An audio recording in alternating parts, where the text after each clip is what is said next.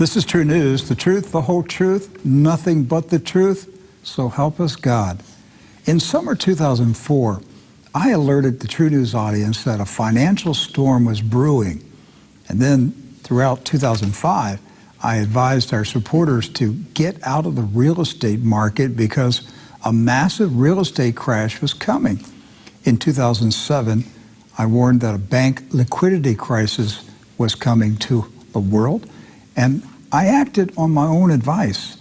I sold our home and office building in 2005 at the peak of the market prices, and then I rented until the real estate market hit bottom. I then purchased a house and a new office building for pennies on the dollar. Now, I must sound the alarm again. An even bigger storm is coming. It will be hyperinflation the next time, perhaps triple-digit inflation. In recent weeks, a number of indicators have appeared that warn of impending financial trouble. Last week, the International Monetary Fund released a new global financial stability report that warns that a series of cascading shocks endanger global financial stability. The IMF said the health of the global financial system had materially worsened since last year's report. And nearly every central bank in the world is raising interest rates after years of negative rates. And then billionaire Ray Dalio said the U.S. economy is facing a perfect storm. And J.P. Morgan Chase's CEO, Jamie Dimon, has also issued dire warnings about an impending financial storm.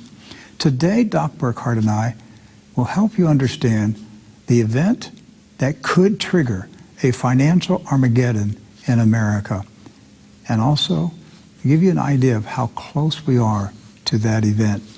And it'll probably surprise you what that event is as we go along here. You're probably think, well, it's war or it's one other thing, but what we're going to show you today is going to probably surprise many of you. I think so, and I hope they realize how close we are to that event.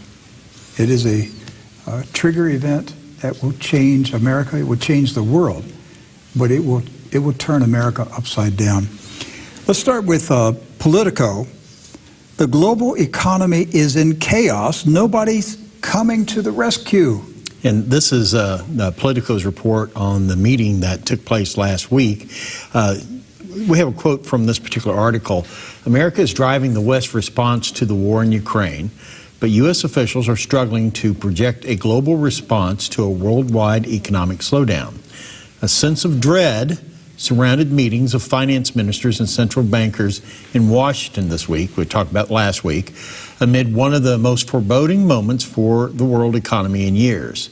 The list of worries was alarmingly long. Stubbornly persistent inflation, crippling interest rates, panic around the worsening energy supply crisis, manic markets, and the spiraling of the UK government.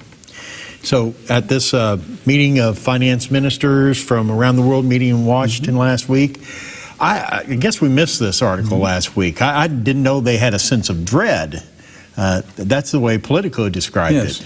A sense of dread, an economic chaos. And the article says nobody's coming to the rescue. Nobody has a plan. When you read the entire article, the basic message of the article is none of these world leaders, these financial leaders, have a plan to deal with the financial crisis that's already underway. I disagree, Doc. I disagree, because the plan is in the beginning of the Politico article. America is driving the West's response to the war in Ukraine. That is the response to the financial crisis. The reason we're having a war is because the Western financial system is collapsing, and the leader of the attack against the New World Order of the West is Russia. That is the response to the financial crisis. They have to destroy Russia because Russia is challenging the system. And so that's why we're having a war. Now, the reporters at Politico don't get it. Right. They don't watch True News, so they don't understand these things. But we want to help them out. So if they watch us today, we will help them understand why we're having a world war right now. It's because the Western financial system is in disarray and is on the verge of collapse. The next story is from Izvestia in Russia. Russian expert says to look for an apocalypse in the world economy. Doc, the last time I saw something like this, and the moment I saw the headline, I scanned it real fast to see if the Russian expert was Dr. Tatiana Karagnia. Oh, yes. Because in 2001, July 2001, she was an economist to Putin. Putin was not even the president yet. Right. I guess he was prime minister at that time. And Dr. Karagnia told members of the Russian Duma, she testified before a committee, and she said, there's going to be a financial hit, a strike on America, and the U.S. dollar is going to be in serious trouble, and Russian businessmen should get their money out of America soon. She actually said before September. Actually, she said August. She thought the attack would happen in August. This article was in July 2001. I later, after 9/11, I interviewed her and asked her about the attack, and she said the attack on the World Trade Centers and the Pentagon had nothing to do with Arabs, had nothing to do with Islam, that it was organized and paid for by a cabal of men that controlled trillions of dollars. And back then in 2001, I couldn't even, my mind couldn't even comprehend trillions of dollars. We were still talking in billions in 2001. Right. But she said they control trillions of dollars, and the purpose of the attack was to crash the American economy and to introduce a new global currency. So what happened? She said the American economy was stronger than they anticipated. They were surprised that it didn't fall. And I said, what are they going to do? And she said, they're going to keep attacking America until your system falls. And I said, are they going to do it to Russia also? And she said, yes. They're enemies of both of our countries. She saw it right. She knew it was not the American people as enemies of Russia, and the Russian people were not the enemies of the American people. Right. But there was a shadow government that was seeking to bring down both countries. Have they not brought down the United States? It's a completely different world today than it was in 2001. We're in shambles as a country, and now they want to bring down Russia. So she says here, an apocalypse is coming to the world economy. Right. So this from the article from Izvestia here. The apocalypse in the world economy, that is the absence of a weakening of inflation, a recession, and then a financial crisis, is one of the options for a negative development of events. Olga Bilenkaya, head of the macroeconomic analysis department of FG Finim, told Izvestia this earlier today. Now, according to Bilenkaya, against the background of record world inflation for several decades, the world's largest central banks fear the loss of the last pillar of price stability, anchored long-term inflation expectations, one in the decades after the 1970-1980 stagflation.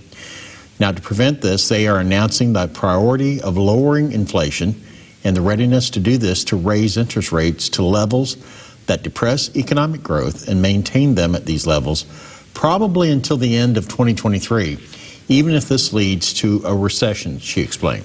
So, Rick, in getting an understanding on this, she is saying that this is a controlled demolition, if you will, of the world economy, using, basically jump-starting a recession, global recession, to do it. Yes. Even though, is that a good analysis of that? Yes, even though the politicians and the economists in America and the Federal Reserve talking heads will say, we want a soft landing. Right. Whenever you hear them talking about a soft landing, expect a hard landing. Yeah, that means we are bringing down the economy, and we hope that when it hits the ground, it doesn't crack and break. That's what a soft landing really means. She mentions the stagflation of the 1970-1980 period. That's what we've been talking about here. Right. And we've been telling our audience we're going into a repeat of the 70s, 80s. We're looking at 10 to maybe 15 years of inflation, waves of inflation.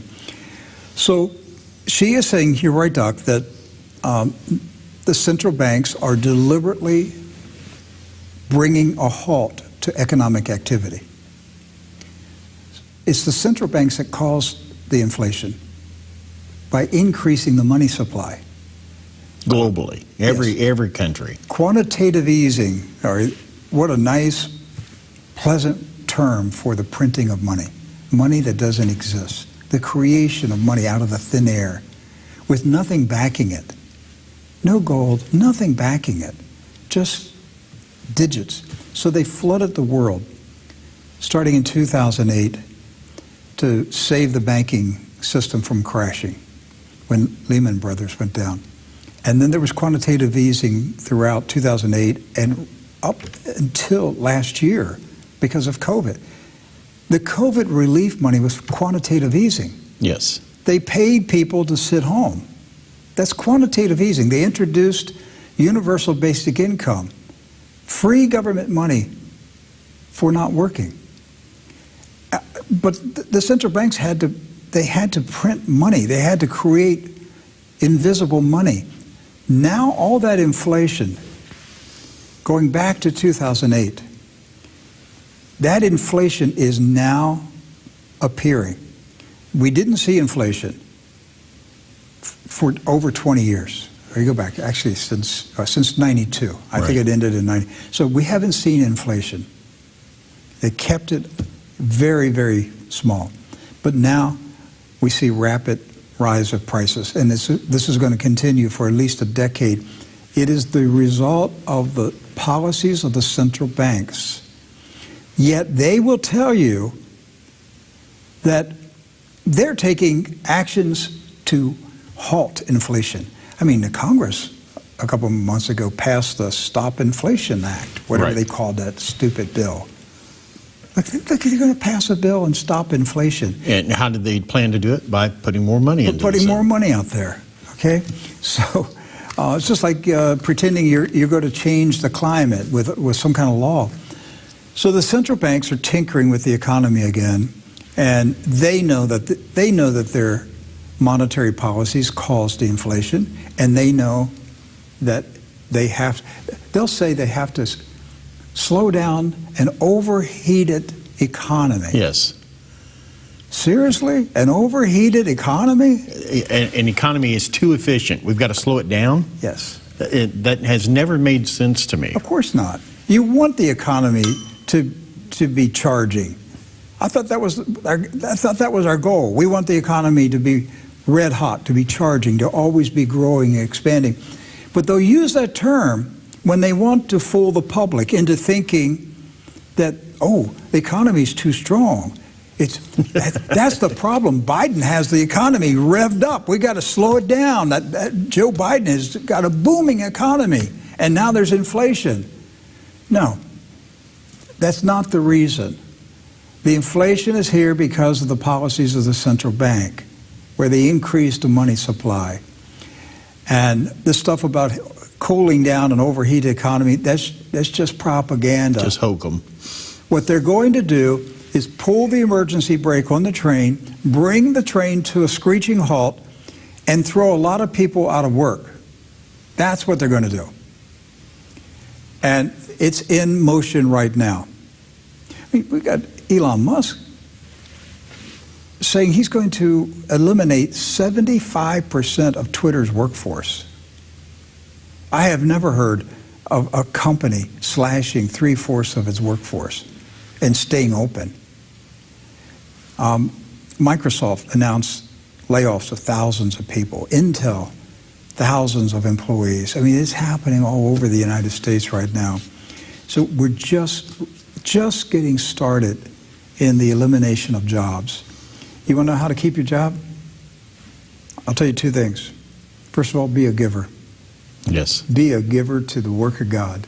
Get involved with God's kingdom. Be a giver. There's never been a better time to be a giver than now, because the economy is getting bad. You need to get good. Become a giver. Number 2, be the best employee your company has on the payroll. You do those 2 things, you're not going to be out of work. It's just that simple. Yes. Okay? I'm just going to do the minimum to get by, that attitude, no, you're going to get laid off. And you're not going to get hired, because nobody's looking for mediocrity. Nobody's out there saying, I got to find a really mediocre employee. Nobody.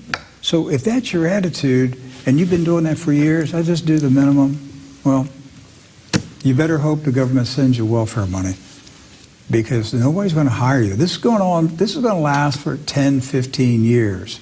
The great attitude adjustment is here. I've been waiting for this, Doc. The big attitude adjustment. You know, we're just getting started in it. Oh, yeah. Oh, a lot of little snowflakes, who haven't even gone back to work since COVID. And they're still getting paychecks. They're getting paychecks from companies, because the companies are afraid to tell the little snowflakes, if you don't come to work, we're going to fire you. They've been afraid of them. Well, guess what? Now the companies are going to fire them.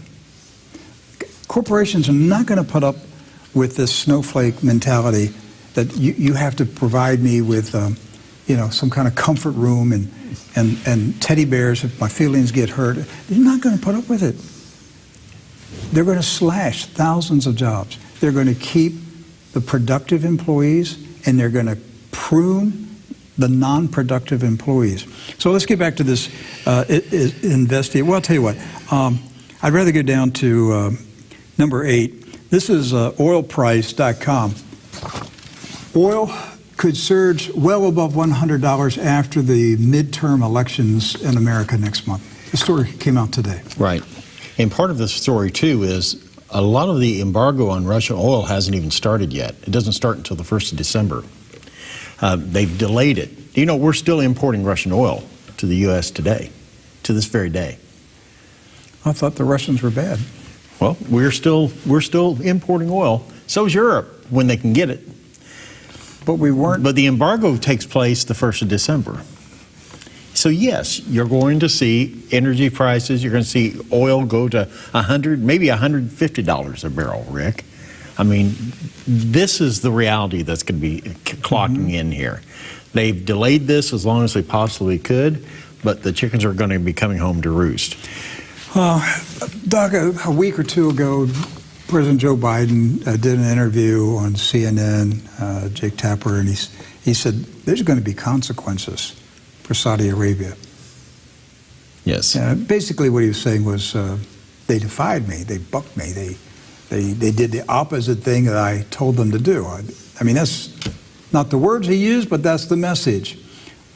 Why would there be consequences? Because he begged Saudi Arabia to not cut oil production until after the U.S. elections in November. Even though the White House and the Biden administration has denied this ever happening. But the Saudis said. Multiple Saudi sources saying that's exactly what happened. He begged Saudi Arabia to hold off the cuts until November. And so he asked a foreign government to interfere in the U.S. election. That sounds awful familiar, doesn't it? It sure does. So, but the Saudis exposed him. They said, no, we are going to cut production, 2 million barrels a day. And we're going to do it a month before. A month before the election. And we're going to tell everybody that you begged us to hold it off for a month. Because, he knew the 2 million barrel cut was privately. I think he knew it. And I think what he said was, please, don't do it until after the election. You're going to crush my Democratic Party. Please, don't cut 2 million barrels a day. Wait until November. He didn't ask them, don't implement a cut. Just delay it. Delay the cut. He knew the cut was going to happen. And the Saudis seem to have confirmed that, too. President Joe Biden warned, and this was last week, that Saudi Arabia would face consequences after OPEC Plus announced the biggest cut in oil production since the start of the pandemic. Senior Democrats on Capitol Hill have condemned the decision by Saudi Arabia, the de facto leader of the oil-producing alliance, to reduce the global supply of petroleum. There's going to be some consequences for what they've done with Russia, President Biden said of Saudi Arabia in an interview with CNN's Jake Tapper. I'm not going to get into what I'd consider and what I have in mind, but there will be consequences. And so the Saudis said, yeah, there's going to be consequences for you, Joe, because we're going to switch allegiance. We're going to go with Russia and China. And that's what we're going to talk about here today. So, Doc, this next story, this is Al Jazeera. Here's another one today. Yes. Turkey accuses the United States bullying Saudi Arabia over OPEC plus oil cuts. Once again, isn't Turkey a U.S. ally, a member of NATO? But Turkey is taking the side of Saudi Arabia. That's right. So Turkey accused the United States of bullying its ally Saudi Arabia after OPEC plus producers announced major oil production cuts despite American objections.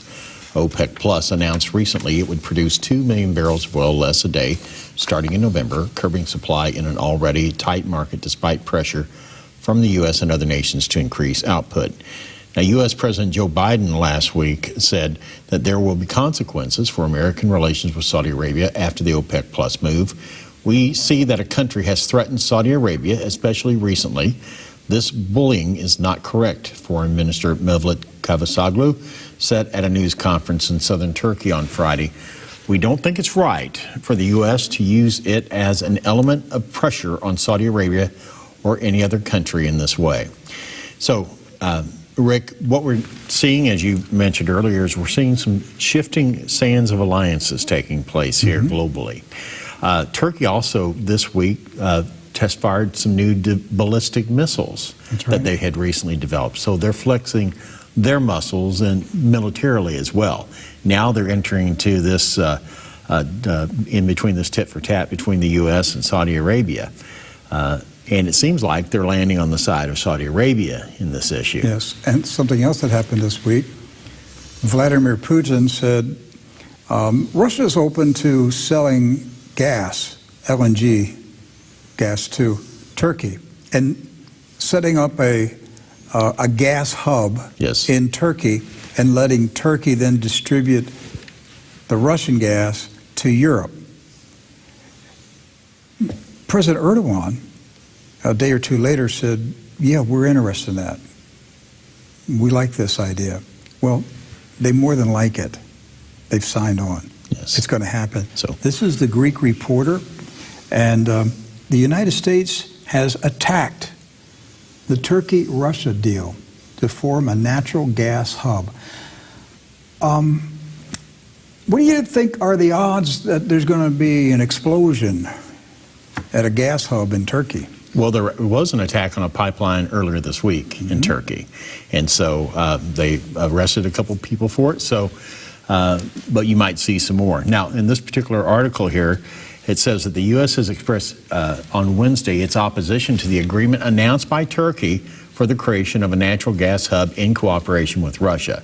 We have worked closely with our allies and partners to impose severe and unprecedented costs on Russia, including through sanctions, export controls, visa restrictions. We have urged Turkey and all of our allies and partners that no one should have become a safe haven for illicit Russian assets or transactions. And we will continue to make that case. That was illicit Russian assets. He's talking like Russia is selling cocaine. Right. They're selling LNG, liquefied natural gas. And the United States says, that's a criminal transaction. Doc, anything the United States ruling class declares to be illegal, the rest of the world has to fall down and say, yes, master, we'll do it. And the rest of the world is getting tired of it. They're getting very tired of it. And that's where this is going today, why we want to show you that there is a mega event coming very soon that is going to rock the United States economic system. And it is a lot closer than I thought 6 months ago, Doc.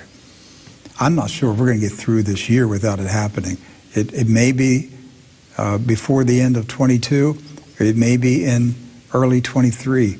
But Joe Biden is making a horrific mess of U.S. foreign policy. Everything he's touched has been a disaster. All right, let's start with Afghanistan, the withdrawal. That was a disaster.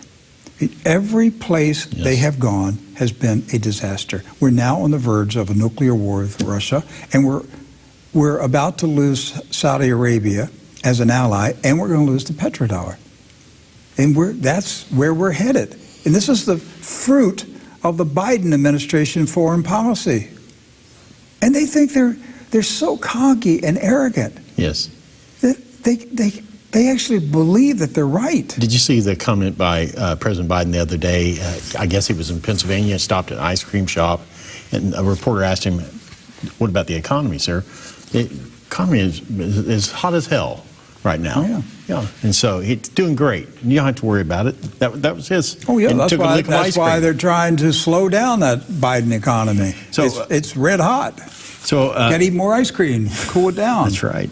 Now, Vinod Patel, the spokesperson for the State Department, continued to say, as it relates to the energy conversation, we have continued to urge our allies to take steps to diversify their energy sources and to reduce reliance on Russia. And in the case of Turkey, we are working with them closely to assist in their own efforts to enhance energy security in the long term. In other words, they don't have an answer right now, do they? No, they don't. So, next one. This is a Saudi Gazette. Also today, Saudi Arabia and China to work together to maintain oil market stability. Yes, so now we begin to see the major shift that's taking place here.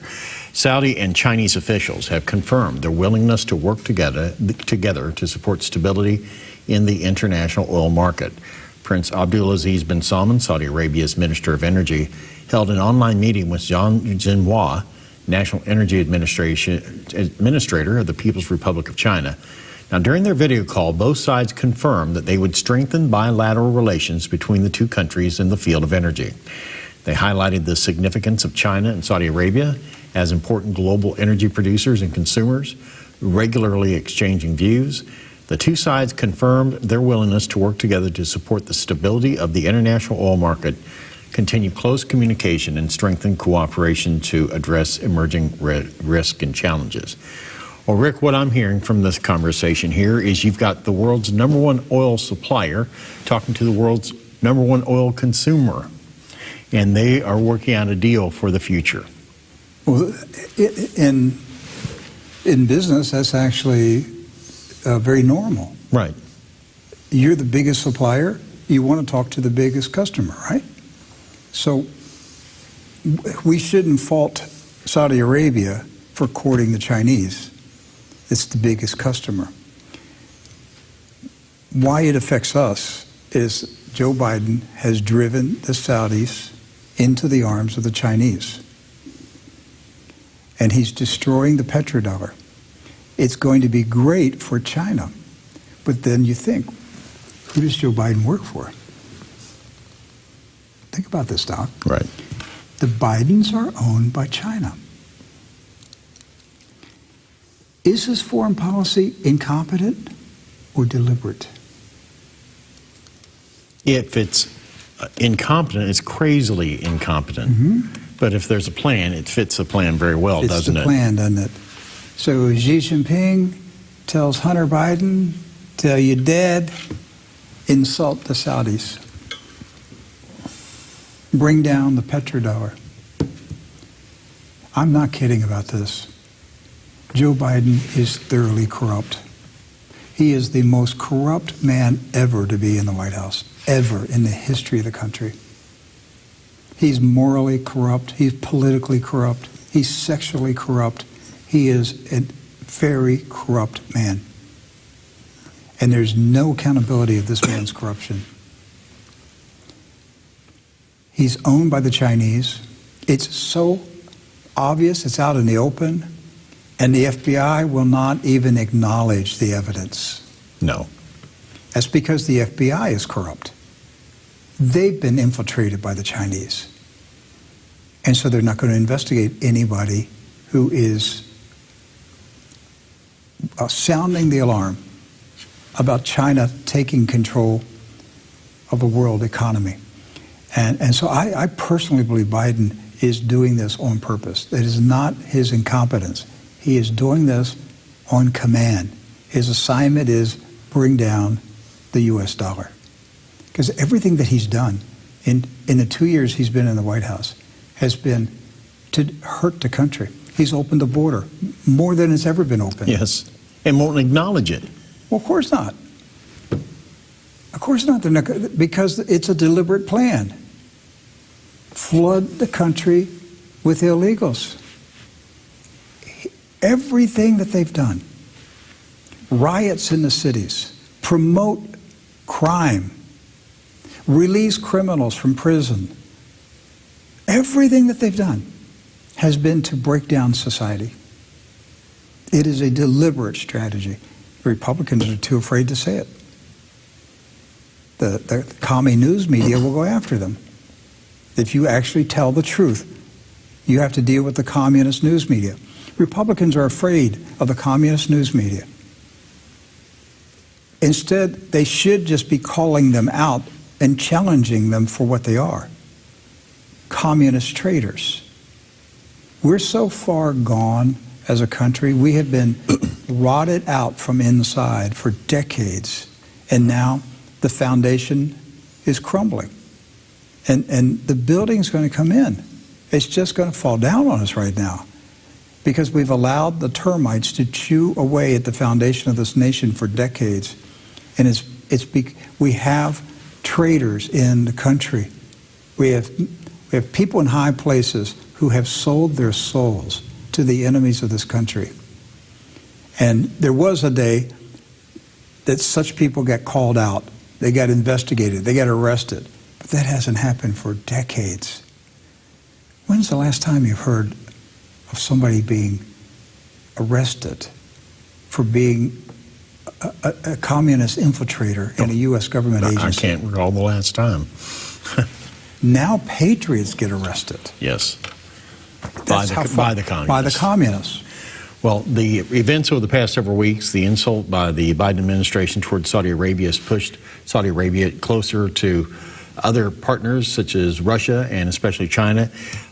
In this conversation between the Saudis and the Chinese, they also highlight the importance of long-term and reliable oil supply to stabilize the global market that endures various uncertainties due to complex and changeable international situations, noting that the kingdom continues to be China's most reliable partner and supplier of oil.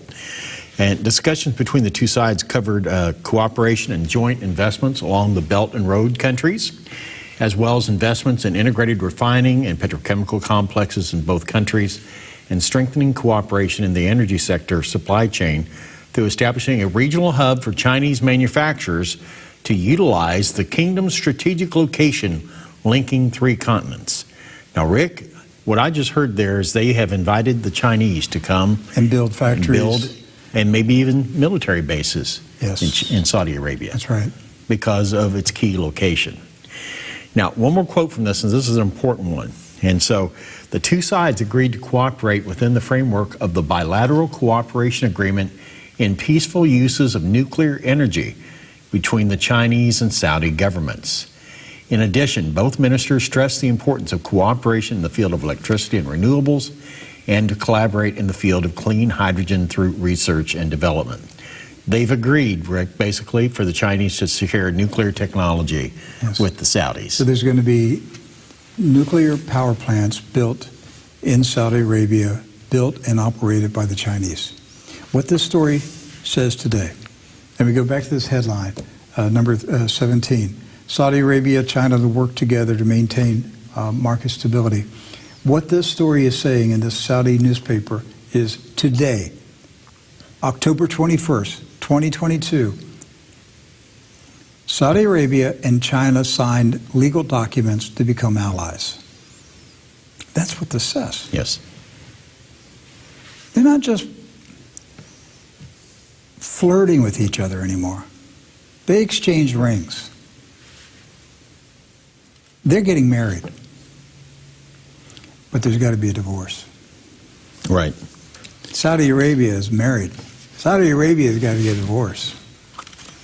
And they gave the first hints of that last week, or actually earlier this week, when Saudi Arabia said that they might consider or were actually pursuing becoming part of the BRICS monetary system. Actually, Doc, this story we got here, the first one, Middle East Monitor, this is July. Yes. I forgot about this. Egypt and Turkey also indicated that they would join Saudi Arabia in joining BRICS. I know we talked about it in July, but there's been so much news since So much July. has happened. It's hard to keep track of this in our minds. But three major countries in the Middle East, And, Egypt, and Saudi, one of them a NATO. one of them is a NATO member. Right. And BRICS, Brazil, Russia, India, China, South Africa. Right. All right, so you're looking at Egypt, Saudi Arabia, and Turkey joining the BRICS alliance. And that's just the beginning. Yes. And then the other one was also Middle East Monitor. And that's this week. Yes. And so the South African president had met with the Saudis this week, and it was expressed to the South African president that Saudi Arabia was ready now to start moving forward to that relationship with BRICS. So the divorce is underway. Right. And there have been rumors of other countries too. In fact, this story today, Indonesia today. This is number 24 for Control. This from TASS. It says Indonesia may fully join BRICS, says envoy to Moscow. And so you're going to see a number of countries join, maybe Venezuela joining BRICS here. Several African nations have expressed some interest. Rick, there are cracks just happening all over, aren't there? Yes. The geopolitical map of the world is going to change. Right. And speaking of maps, here's what a map of BRICS would look like if just Saudi Arabia joined, not counting the other nations.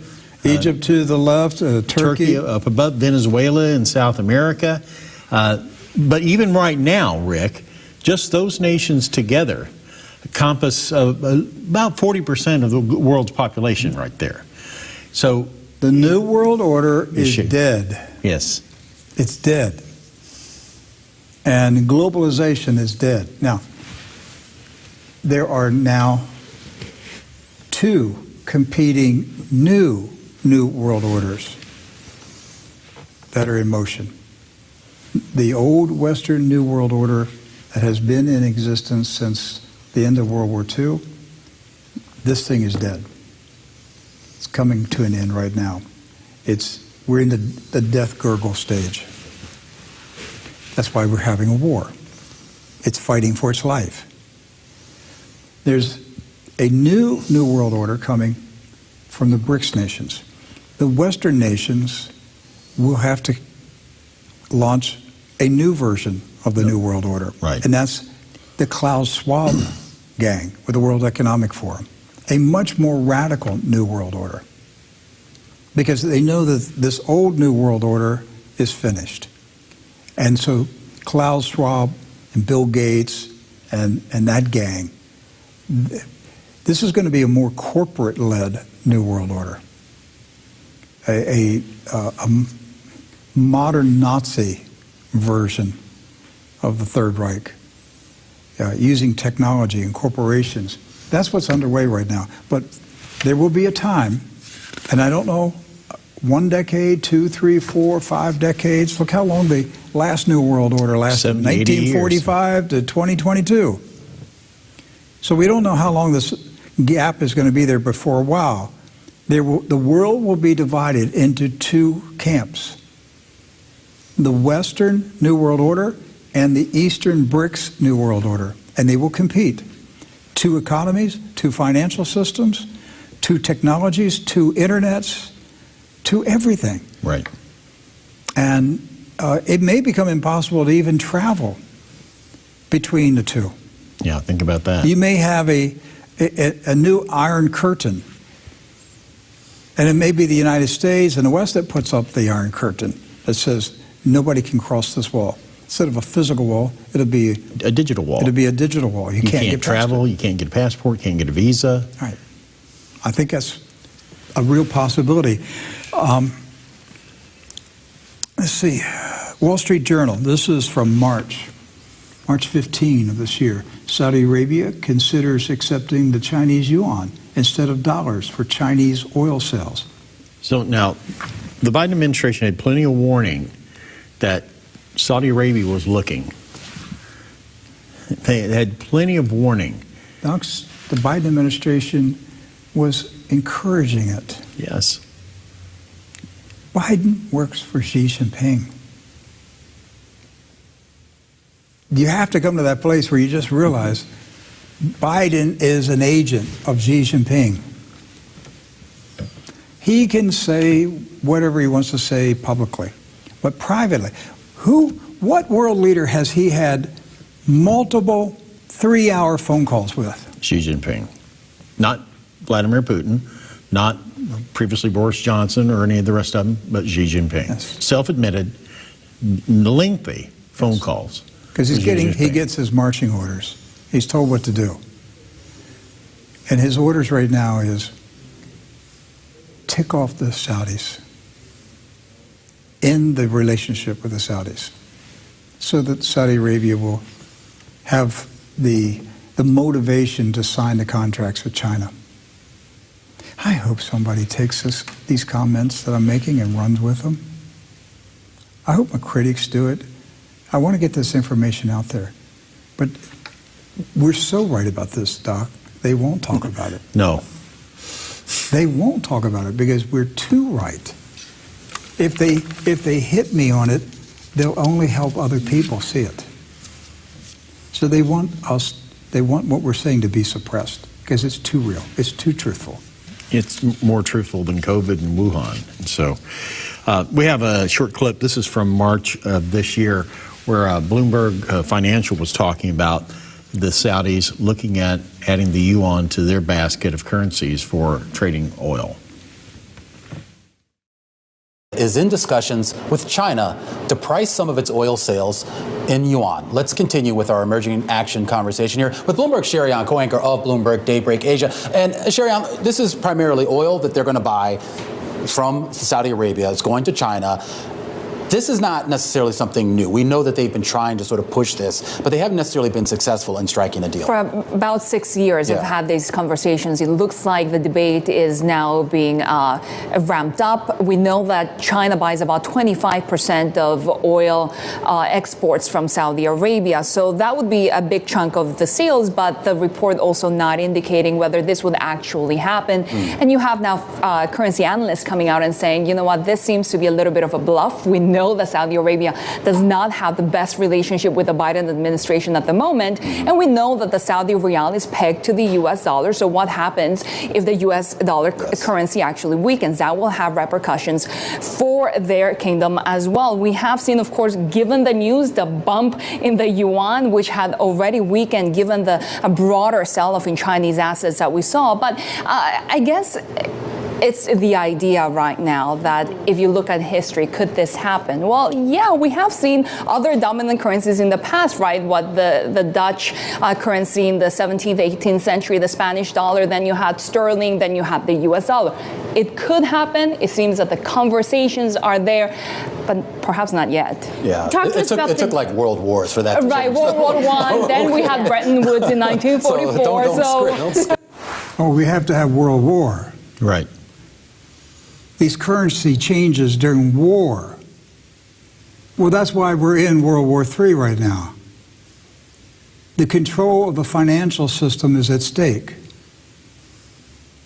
And so they're kind of brushing this off as, well, they've been talking about it, but Saudi Arabia is only doing this with sales directly to China. They're staying petrodollar with the rest of the world. But this was March. That was March of this year.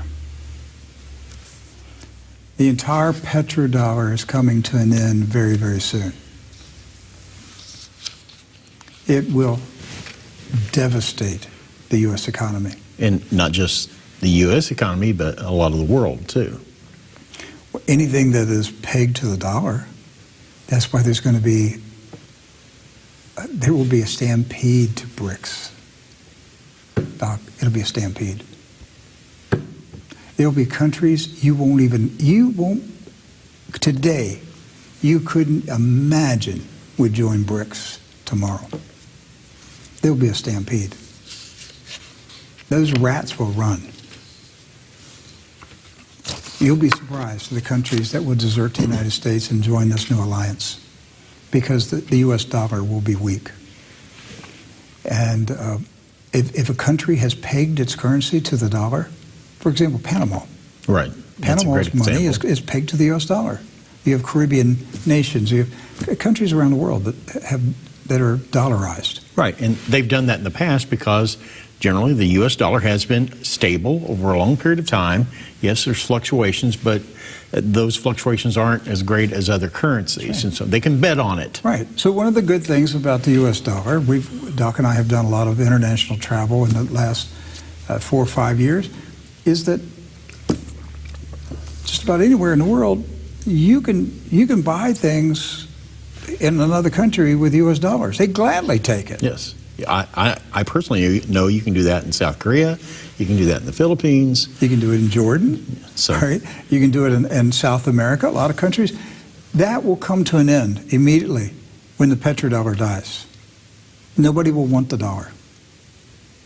You'll go to another country and try to hand them dollars, and they go, no, give us Chinese yuan. There'll be signs saying, no dollars, yuan only. Because that's the new reserve currency, the yuan.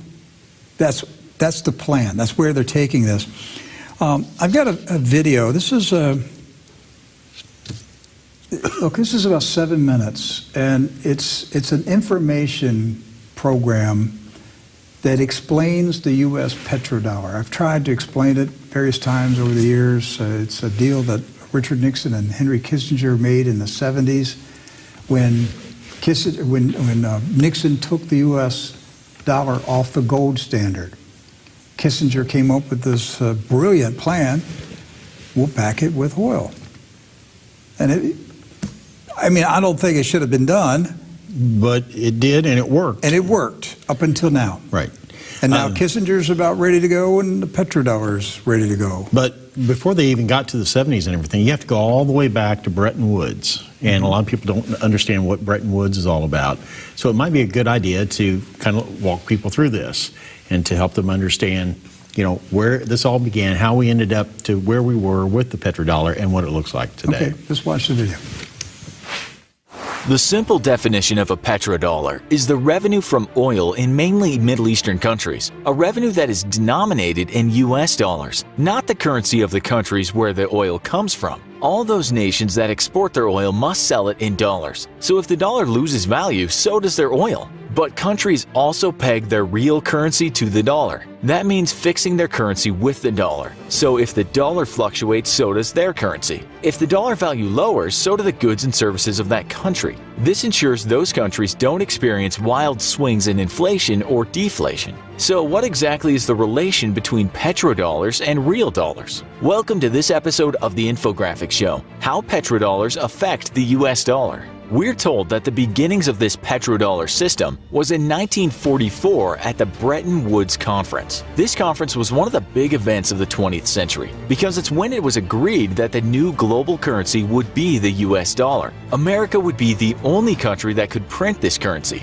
This is when we saw the formation of both the World Bank and the International Monetary Fund. As always, the website The Balance gives a very detailed account of what this would mean. The Balance explains if a country's currency value became too weak relative to the dollar, the bank would buy up its currency in foreign exchange markets. That would lower the currency's supply and raise its price. If the currency became too high, the bank would print more. That would increase the supply and lower its price. 43 countries signed up in an effort to rebuild the world after a devastating world war and to cooperate better with each other in terms of trade. The Bretton Woods website tells us it was felt by the leaders of the Allied countries, particularly the US and Britain, that a multilateral framework was needed to overcome the destabilizing effects of the previous global economic depression and trade battles. It ended anyway in 1971 when the U.S. suffered what is called stagflation, and that means a combination of inflation and recession. This had a negative effect on nations that belong to what is called the Organization of the Petroleum Exporting Countries. Most of the member countries are in the Middle East, with others being in Central America and Africa. Then in 1979, we got something called the U.S.-Saudi Arabian Joint Commission on Economic Cooperation. In that agreement, Saudi Arabia agreed to use American dollars for their oil transactions. These dollars would get back into America through contractors, and so they were what are called recycled petrodollars. This deal with Saudi Arabia was the start of this petrodollar. Was this good for the U.S.? Investopedia tells us the petrodollar system elevated the U.S. dollar to the world's reserve currency, and through this status, the United States enjoys persistent trade deficits and is a global economic hegemony. We all know that in the world, the most in-demand resource is oil. It makes oil-rich countries very wealthy, and it's priced in dollars that makes the USA's currency the most dominant currency in the world. Some say this gives the USA something called exorbitant privilege, which means, according to Investopedia, the USA can perpetually finance its current account deficit by issuing dollar-denominated assets at very low rates of interest, as well as becoming a global economic hegemony.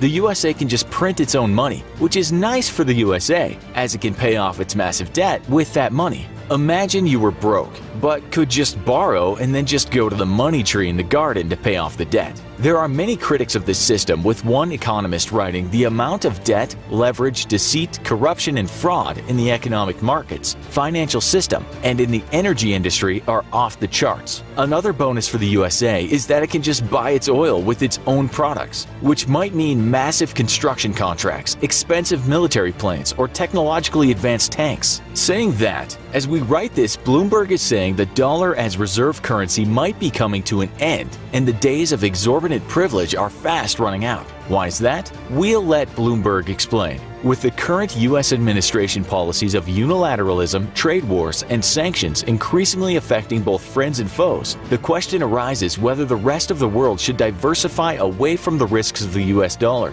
and dollar-centric finance. In 2017, Reuters told us that the power of the petrodollar was already waning. Back in the day, when the USA was busy spending big on oil and petrodollars were going into oil-rich nations and being recycled back out, all was good. But these days, according to that report, not as much of the money is coming back out. These countries are shoring up finances and safeguarding stability at home, said Reuters. Where all the oil money goes, said that report, is hard to say, but a good chunk of it ends up in offshore financial centers, such as the UK, the Cayman Islands, Ireland, Switzerland, Belgium, and Luxembourg. Reuters isn't alone. Another journalist wrote this: "The United States' ability to maintain its influence over the rest of the world has been slowly diminishing. The USA's dollar monopoly, we are told, might be coming to an end. One of the reasons is that mass consumers of oil, China as well as Russia, have been setting up deals with oil-rich countries, and nope, they are not doing these deals in the US dollar." The article says as the tide continues to turn against the petrodollar, eventually even our allies will start to question what best serves their own interests. Forbes writes that there will likely be something called the petro-yuan, but that doesn't mean that the yuan will become the reserve global currency. Forbes tells us that everyone has it wrong and that the USA doesn't enjoy a huge advantage because oil is sold in dollars. The US economy is the central economy in the global system because it's the most open, innovative, and productive economy in the world. And because of this, the US dollar is the most convenient, liquid, and reliable medium of exchange, said the article. Can that be challenged? Not yet, according to the story, solely because no other currency can match that. China also has massive reserves of US dollars, which might seem like the country has its hopes on the dollar remaining strong, although some critics say China is writing off the dollar and, along with Russia, is buying lots of gold. These critics tell us that those countries believe the dollar is about to inflate. There are likely more doomsday believers than there are positive views, as we saw in the Forbes piece. Headlines like this are all over the media. End of petrodollar hegemony may happen soon, and badly impact indebted America. That particular article tells us America has been playing hardball with too many countries, and a growing number of countries seek to end the dollar hegemony.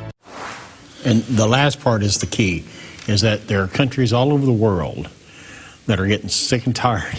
And I think that video was made a year ago. Yes. And that was then, and this is now. And Saudi Arabia is leaving the USA this week. So a year ago, Saudi Arabia was an ally of the United States. We were making deals during the Trump years. We were making deals to, sell them nearly $1 trillion worth of military equipment. Have we forgotten that just 2 days ago, we showed a video of the grandson of the king of Saudi Arabia threatening Joe Biden with jihad? Did you ever think you'd see such a thing? No, not a member of the Saud family saying to the President of the United States, let me remind you, this kingdom was formed in jihad. He was saying, how dare you threaten us? We go back to that story earlier. Joe Biden says there's going to be consequences for Saudi Arabia. That the grandson of the king was saying to Joe Biden this week in that tweet, how dare you threaten us? We were formed in jihad, and we'll do some jihad on your head, and we'll teach you a lesson, Joe Biden. What is the jihad? See, jihad doesn't mean they're going to do head chopping. Jihad can be we're going to chop the petrodollar. Right. We're going to teach you a lesson. And we're going to bring you to your knees. You challenged us. You dared us. You've insulted us. We have no idea what Joe Biden says in private. We have no idea how he talks to people. We've seen the video many times of how he lectured the former president of Ukraine, Poroshenko, and said, you've got 6 hours to fire the prosecutor. Is this the way this man operates? And we've also seen the way he talks to people off the cuff when he doesn't think the camera's running and everything. Right. And so, we've seen the way he talks when the cameras are running. So. He's very rude and arrogant, but people are fed up with it. This next story, I don't think we're going to have time to go through the entire article. This was printed by the U.S. Gold Bureau's company that markets precious metals, but is based on Biden vows consequences for Saudi Arabia. And so we broke it down. It started with what is the petrodollar, and they give a description, that 80% of all global oil trade happens in U.S. dollars. And as oil is purchased, the dollar gets recycled. That's how it becomes a petrodollar. Mm-hmm. So then we also said, what happens if the petrodollar ends? Well, a lot of people are suddenly holding dollars, and what do you do with it?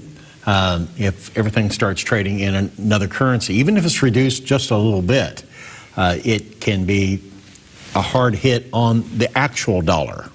So if they quit trading in petrodollars, then it becomes an adverse effect on the real dollar. So, Doc, the U.S. Gold Bureau said that they see 3 reasons to believe that OPEC is moving away from the U.S. dollar. And the first indicator is that they were negotiating selling oil to China in yuan.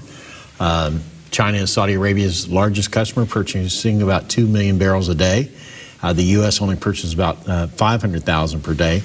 Allowing China to purchase oil in yuan would reduce dollar oil transactions by about 20% daily. The second point, Saudi Arabia has applied to join BRICS. We've talked about that this week.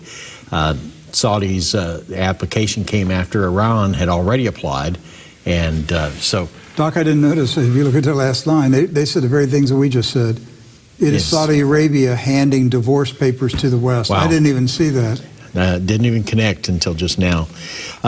The third point, Saudi Arabia's official website is saying that Saudi Arabia plans, now they're public about this, plans to diversify its economy by 2030, and we've had indications of this over the past several years that we've reported. 53% of the entire Saudi economy is in oil. Almost all of that's traded in dollars. The Saudi economy has a single point of failure, the dollar. Diversification aims to mitigate risk and have as many points of failure as possible. The U.S. also has a 2030 plan that all government fleet cars will be electric. The U.S. intends to buy even less oil from Saudi Arabia, and China is willing to buy every additional drop Saudi Arabia sells. I read today, Saudi Arabia announced today that they will produce 150,000 electric cars by 2026. Saudi Arabia. Yes. The oil country is going from the combustion engine to electric cars. So the age of oil is coming to an end. They all got the memo. The use of oil is going to end. I think they're setting 2030 as the target date. So, you know, what vehicles we have right now, enjoy them. It'll be about the last time you drive a vehicle powered by gasoline or diesel. The fix is in. All gasoline-powered engines, automobiles, are going to be phased out probably by 2030. It'll become increasingly difficult to even own a car that is powered by fuel. Right, and there are already U.S. states that have that, you know, right, in law. Well, when there's no gas station, what are you going to do? When the nearest gas station is 100 miles away, you're going to drive over there to get gas and then drive back? Because that's what they're going to do. It's going to become difficult to even own a gasoline power. So we're seeing Saudi Arabia saying, not only are we going to get rid of the petrodollar, we're going to get rid of petroleum. They're going into a technology-driven economy. Yes, and we've seen that at the conferences that we've been at over the past several years, where they've said data is the new oil. That will be the new oil. Their number third reason. Yeah, China, as we said, China's official website said that it plans to, you know, do all this diversification until by 2030. And okay. So the petrodollar storm will be one of the most rapid inflationary periods ever. It will devastate everything in its path, including every retirement account, investment, and asset priced in dollars. At this moment, the current splinter in the U.S.-Saudi relationship is another man running into the village, telling people to prepare. Gold and silver are considered currency agnostic. Currency agnostic means an asset has value in every currency. Gold will still have value even if the dollar doesn't. Would a currency agnostic portfolio be beneficial to shelter wealth? And ask the question, what are you going to do when the dollar storm arrives? Will you prepare or will you react? And so as people prepare for the future, as you're a viewer or listener, you have to ask yourself the question too. If the petrodollar fails, which causes cascade effect on the dollar, what happens to you personally? What happens to your retirement account, your 401k, your 403b, any stocks, you know, long-term bonds that you've invested in? Those suddenly lose tremendous value instantly. Hard currency, still, because it's pegged in various world currencies, you know, but you still have to buy it in dollars if you have dollars, if that's right, all you got. Yes. Doc, I just remembered a dream that I had maybe about 5-6 years ago. You'll remember me telling about this dream, because I believe it's about the economy. I hadn't thought about this dream for a long time. I was standing outside in the front yard. I was living, I guess it was a subdivision I was living in, okay? It was a typical Florida-like subdivision, you know, gated community and all that kind of stuff. And I'm standing outside in the front yard near the street, and I was on my phone talking to my son Jeremy. And we were just normal father-son talk on like a Saturday. It seemed like a Saturday because of the things that were happening in the neighborhood. Right. And so we're just having regular father-son talk, and we're joking and laughing and sharing information and so forth. And I remember people were, neighbors were in their driveway. Some people were, you know, washing their car. Some people were polishing their boat. Typical Saturday. Other people were mowing their lawns. Some people were gardening. Some people, you know, kids were playing with their toys and so forth. And all of a sudden, water came in over the whole neighborhood. Yeah, I remember this story. Yes. It was like it's like ankle deep. And I said to my son, I go, what the? Something just happened. I said, this wave just came in This ocean wave just came in. The whole neighborhood, a wave of water just came in. And Jeremy was saying, well, how deep is it? And I said, it's up to my ankles. And we're kind of laughing about it and everything. And we keep talking. And then another one comes in. And it was up to my knees. Right. And then a third one came in. And the third one, Doc, actually knocked me over, and I had to grab the mailbox to hold on. And I'm still laughing. I'm telling my son about it. I said, man, another one just came in and almost knocked me on the ground. I grabbed the mailbox to stand up, and Jeremy was laughing and said, hey, Dad, man, you better hang on tight. We're still not taking this seriously. We're not taking it seriously. Nobody in the neighborhood was taking it seriously. Everybody continued what they were doing, polishing their cars, everything. 3 waves came in. Each wave was bigger. But it's disrupting, you know. Then, in the dream, I looked up, and the biggest tsunami wave imaginable was standing behind the neighborhood. Massive wall. And I remember water, you could actually see the water breaking over the top and coming down this wall. And it was like something was holding it, Doc.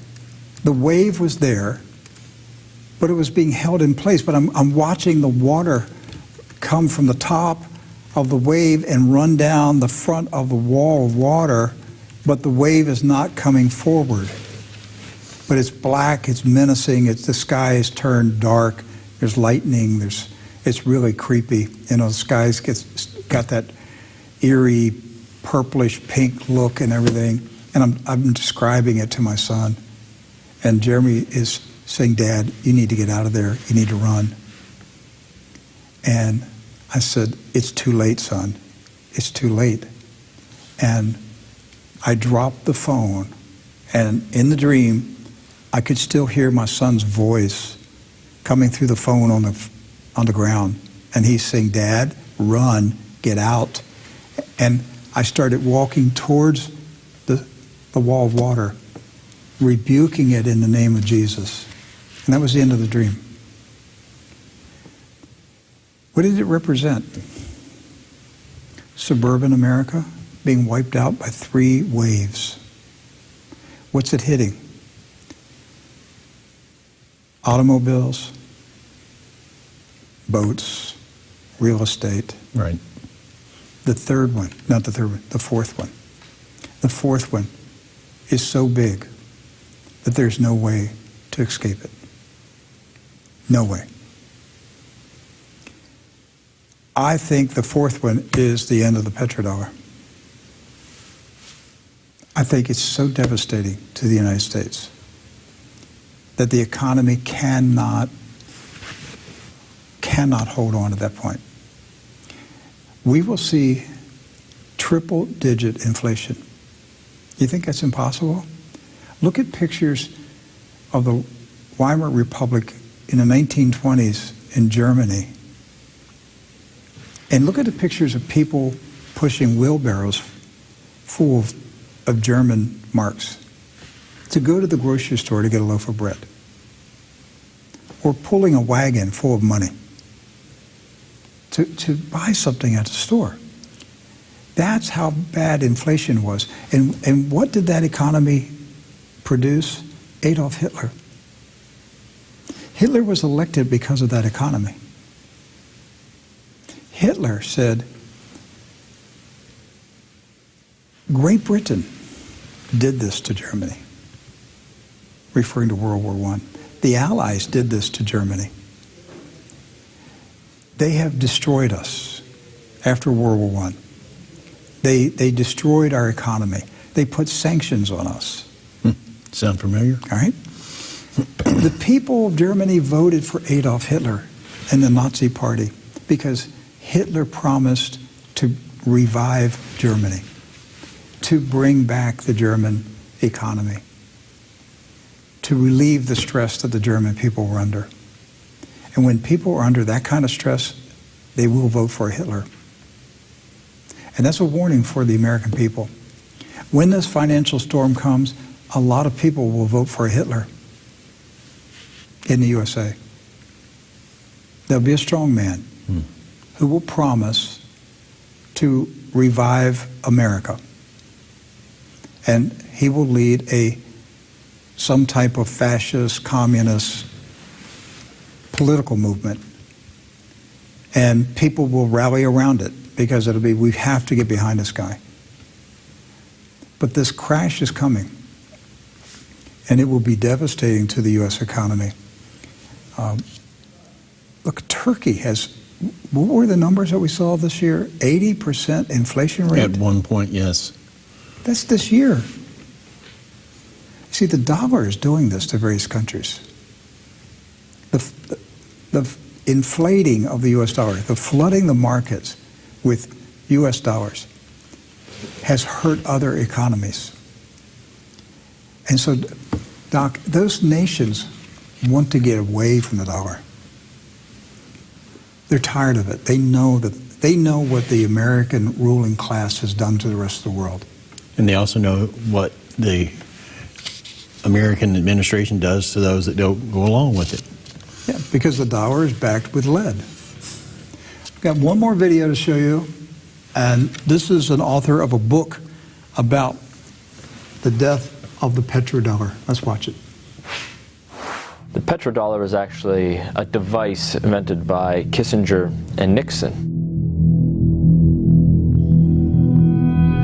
The standard of living of all Americans can be traced back to here, the vast oil-rich deserts of Saudi Arabia. In the early 70s, after the Arab crisis happened with the oil embargoes, OPEC basically tripled the price of oil to the Western world. And at that time, America realized that they were vulnerable because they were importing about 70% of all the oil they consumed. To secure a reliable foreign source of oil, U.S. President Richard Nixon sent his Secretary of State and National Security Advisor Henry Kissinger to Saudi Arabia for a secret meeting. The result was a pact that still stands to this day. If Saudi Arabia, which at the time was the world's largest producer of oil, would sell the oil in US dollars, America would defend Saudi Arabia and make sure the House Assad would stay in power. As a direct result of this U.S.-Saudi agreement, all other oil-producing nations also adopted the dollar as the de facto medium of exchange. Demand for it increased exponentially all over the world, and soon it had a new name, the petrodollar. Your currency is only as strong as the demand for it, just like anything else, the supply and demand. Why the petrodollar is important, it causes a demand for the US dollar. A lot of Americans don't realize that over 70% of all the $100 bills in the world are actually outside of the US. There's more $100 bills in Russia than there are in America. This stockpile of US dollars in countries around the world is because oil is bought and sold using the greenback. If oil starts trading in non-petrodollars, such as gold or a basket of currencies, or if China and Russia start trading in yuan and ruble rather than US dollars, that demand isn't there. And the way of life for the average American will be done. It will be worse than the Great Depression. To date, anyone who's potentially threatened the status of the petrodollar hasn't fared well. Libyan strongman Muammar Gaddafi publicly pushed for a Pan-African gold-backed currency that he would trade for Libya's oil. He was killed during a US-backed revolution in 2011. And just a few short years before, Iraqi dictator Saddam Hussein advocated selling oil for euros. At this hour, American and coalition forces are in the early stages of military operations to disarm Iraq. The U.S. invaded under the guise of looking for WMDs. Iraq did not have any weapons of mass destruction, and interestingly enough, after the Americans invaded, took over, put in their own government, the whole concept of selling oil in euros never surfaced again. Today, many countries resent the current petrodollar system, and their leading spokesperson is none other than Russian President Vladimir Putin. Americans should be very worried about what Putin can do. There is a new Cold War going on. It is the colder war. That is exactly what's going on. And who's in the center of this push? Vladimir Putin. And the petrodollar is so crucial to the colder war. The only thing holding America right now at the top is the petrodollar. And let me make it very clear. If the petrodollar dies, so does America as a superpower. America's ruling class took out Gaddafi because he wanted a gold-backed dinar. We talked about this many times back when Gaddafi was alive. Right. Talked about it many times on TruNews. He wanted a gold-backed dinar, and he also told the Americans, you want to buy Libyan oil? Well, I'm selling you physical, real oil, but you're paying me with imaginary money. I want gold. What did they do to Gaddafi? They killed him. And more. And more. They bombed Libya. He was murdered in a very brutal way. Then Saddam Hussein in Iraq. He was talking about selling Iraqi oil in euros. What did we do? We went to war and we killed him. That video was 2017. 5 years ago. Yes. And it ended with Vladimir Putin saying, this is the next guy who's going to challenge the U.S. financial system. So why are we in war right now? They plan to kill Putin and destroy Russia. That's the plan. And 1 billion people may die in this fight because it's going to go nuclear if it goes all the way. America's ruling class is willing to kill 1 billion people to grip onto the financial system. We're really talking about the Rothschilds and the banksters. It's really who we're talking about. The Rockefellers and the international banksters. It's not the U.S. government. It's the cabal behind the government. It's the international banksters. Will they abandon America? The Rothschilds? Will the Rothschilds abandon America and say, okay, it's a lost cause? We milked America. We got all that we could get out of it. It's now dry. Let's move over to the East. Let's take control of the East. I don't know. Or will they fight to the bitter end? I don't know. But Putin is the enemy right now. All the stuff about Ukraine, look, Ukraine is the same propaganda line as weapons of mass destruction in Iraq. Yes, the very same. The same parties that tried to sell you on WMDs are the same ones trying to sell you on Ukraine right now. Yes. Just propaganda. It's about holding on to the financial system of the world. We're living in amazing times. And all I can tell everybody is get as close to God as you can get. That's all I can tell people. I don't know what else to tell us. Just get as close to the Lord as you can get. Keep His commandments. Develop a close, personal, intimate relationship with your Heavenly Father. And serve Him with all your heart, mind, and soul. Love Him and serve Him all of your days, and let Him take care of you. His saints through time have lived through many different countries, different governments. I mean, kingdoms come and go, but the church has always remained. For 2,000 years, how many empires have risen up and then fallen? But the church is here. The true church, the body of Christ, not man-made religious systems, the true church. Right. It is here. It's alive. It will be alive. It will succeed. He will protect his true church. Governments fall. Governments disappear. Money disappears. And new money comes And new along. money comes in. That's the way it is. That's the history of the world. If you are a citizen of the kingdom of God, your life isn't destroyed if the country you live in changes. Because we're just pilgrims passing through on our way to New Jerusalem. Yes.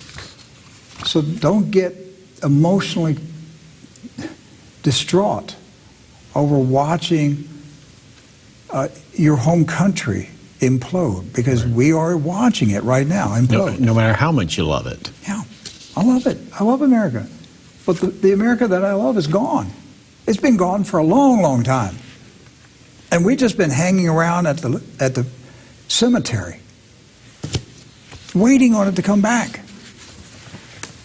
Is that what we've been doing? Basically, yes. Singing patriotic songs at the cemetery. We're at the graveside still singing. Yeah. I hadn't thought of it that way, Rick. So, hey, let's pray. I want you to have peace. I don't want you to be fretting about money. We told you a lot that's pretty heavy. There is going to be a major storm. There may be a nuclear war. I hope it doesn't go that far. I hope that there's a settlement. It's not a settlement about the war. It's a settlement about the financial system. right. Okay? Zelensky's just a little pawn. It's just a little clown. It's a paid clown. Don't be focused on the Ukraine war. Maybe there will be a settlement, and they will divide up the world. I hope that we can get that kind of settlement without a world war using nuclear weapons. But I want to end praying a blessing of peace on you. Get close to the Lord and become a giver. Not just one time, not just twice, a lifetime. Become a lifetime giver to the work of God. His gospel shall be preached in all the world. Then the end shall come. So make a vow to God that you're going to be a giver. You're going to be part of his kingdom. And whatever happens to nations, it happens. But the great church of God will thrive, and it will be alive when Jesus Christ returns to gather his church unto him. Let's pray. Gracious Father, many of us, including myself, Father, we are concerned about the world affairs, and we're concerned about the finances of our nation. But Father, you told us not to be anxious and not to be afraid and not to worry about these things. We are to put our trust and our hope and our faith in you. Father, I pray that your peace would surround and cover and dwell in and over and in and behind and around all of your saints, that they would be encompassed in your peace like a cocoon. That they would feel inner peace, that they are covered like they're in a cocoon. And the cares of the world can't trouble them. Give them that kind of peace, Father. Draw them close to you and show them what they should do. Give each one of our brethren specific, individual instructions for their lives so that they will go through this coming storm, and that they will be the head and not the tail, and that they will prosper and not lose, that they would be a blessing to others who are without. Let your church be triumphant, Father, and let it be a testimony to those around them that you take care of your children. We ask this in the name of Jesus Christ. Amen. Amen. Love you very much. God willing, Doc and I will be back here on Monday. God bless you.